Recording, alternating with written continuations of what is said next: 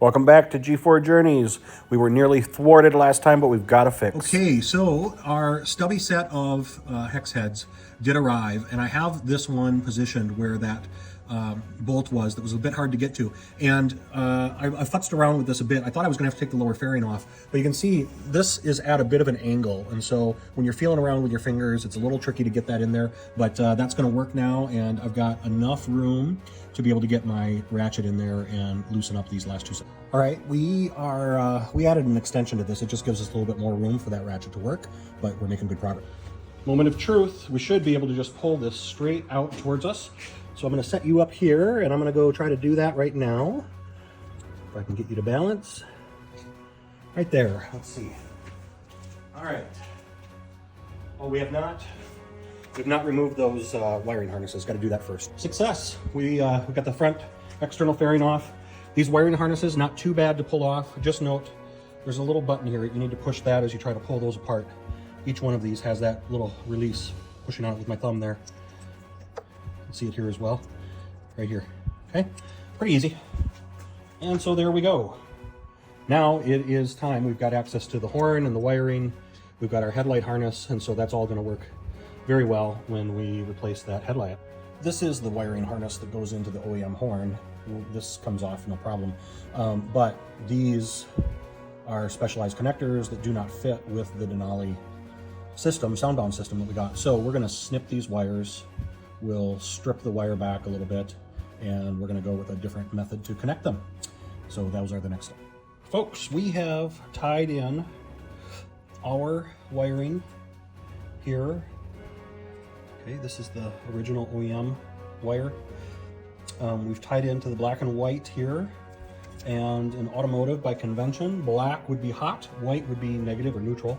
And so per the wiring instructions with the Denali, the yellow wire on the harness goes to hot, and the blue goes to negative or neutral. So that is how we have wired this up. I left the OEM connector here just in case, but there's not enough reach to still use the original horn as well, or in addition to our soundbound split. So we have also since taken off the radiator cover. There's just two 6mm hex heads that are each right up here. That comes off, this just pulls away. We've now got our power for our compressor wires run through by this housing here, and we're ready to tie that in to the system. Then we will take this cover back off, and we have those ends there that will go to the positive and negative terminals on the compressor, and then we will tidy that hose up pretty substantially. Another progress update. As I mentioned, we're tied in here. We've run the wiring up through there. We've got our power is now connected, both positive to positive, negative to negative. We've got this bolted back on. We have our relay, for the time being, just tucked up here. Assuming everything works, we'll use automotive adhesive tape, and we'll get that taped in and strapped in a little bit more. We have an awful long set of wire here to go into the bottom of the compressor. I'm not going to do anything with this now other than to connect it and test it. And then assuming it tests well, then we'll route it up under the tank and down into that compartment in an efficient. Moment of truth, we'll see if this works. I have earmuffs on just in case.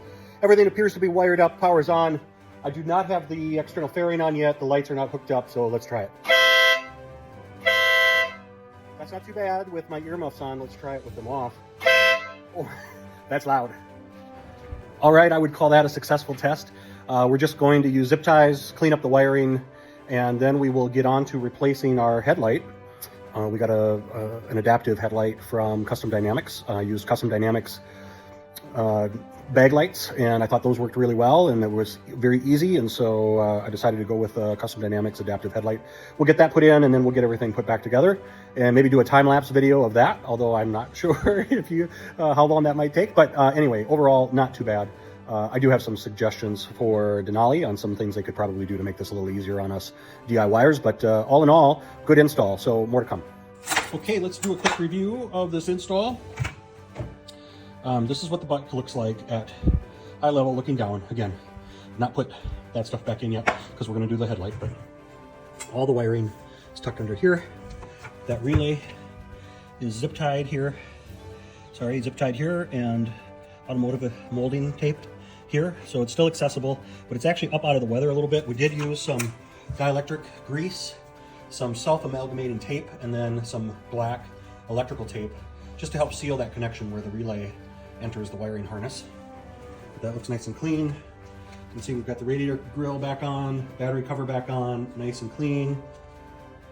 You really can't tell, except for this extra harness here that's not being used, you can't tell that we really did anything.